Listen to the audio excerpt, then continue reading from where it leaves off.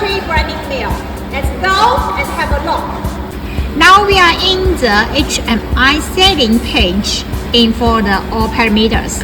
Now it's in for the Chinese. Of course, we can make in English and the language which you need. This is the running speed in 300 RPM, and this is the temperature lower alarm.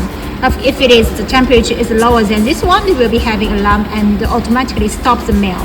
This is the error. This is the error of the pressure. This is the higher pressure alarm, and also this is the high pressure error. Of course, this is what we'll be having the running time, and this is also the running time for which is this time running, and this is the temperature alarm. This is the temperature error. Of course, we having others.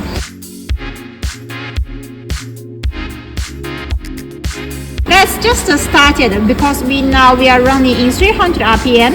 Let's just pressing this start. Let's see it will be pressed. Okay, now the electric signal is just already coming now. So it is the pump is having this one, and the shaft now you can see here maybe will be running as soon as possible. Okay, that's all. If you interested about us, please follow us. Paint and Chemical Machine.